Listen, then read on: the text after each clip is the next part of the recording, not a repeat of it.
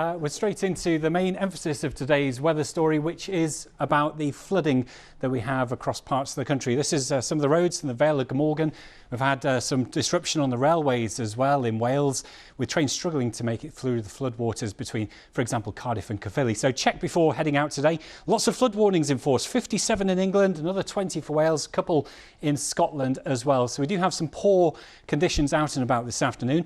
This is the area of cloud that's brought heavy rain, but if I just zoom out into the Atlantic, we're looking at the next weather system developing just to the east of the United States. That's going to be bringing some heavy rain back into our shores for Friday night, so we're not done with the flooding story just yet. Another round of flooding looks pretty likely. And into the weekend, well, the worst of the rain does clear out of the way. It will then be followed by blustery showers, and what you will notice as we go through the weekend, although it stays quite windy, is we'll start to get some colder air moving into northern areas for the second half of the weekend, and that is a sign of things to come, because next week we're going to get a blast of cold northwesterly winds working across the country. With that, there's going to be widespread frost, there'll be quite a few icy patches around, and snow showers. It's so cold that those snow showers will come all the way down to sea level. But that's a tale for another day. For today, the main story is about the risk of some localised flooding, Ben.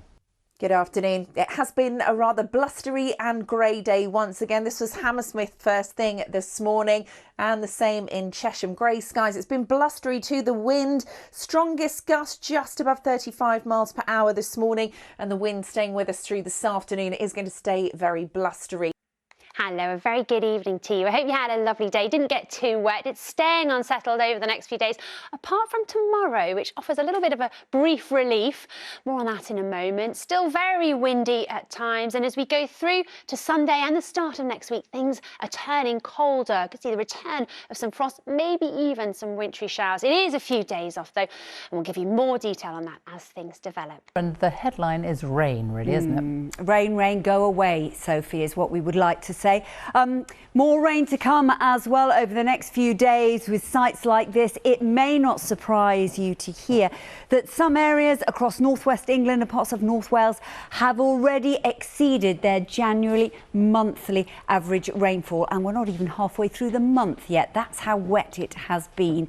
Now, there's more wet weather to come in actual fact over the next few days. If we take a look at this chart, which kind of illustrates rainfall accumulation, so anywhere with the darker blues or the lighter greens is where we'll see the wettest of the weather. We could potentially see as much as another 50 to 80 millimetres on top of the rainfall totals we've already had. Someone else who's looking ever youthful and magnificent is our own Louise Lear, and a very damp scene behind you. Yeah, you should have seen me walking into the BBC at lunchtime today. I looked like a drowned rat, I tell you. Miserable today, wasn't it? Again, another picture of heavy rain. It really has been a wet week and a wet start to the year. This was Leicester Square just a few hours ago, but I can offer you something a little bit better as we go through to tomorrow. But we have seen some rain, some of it quite heavy.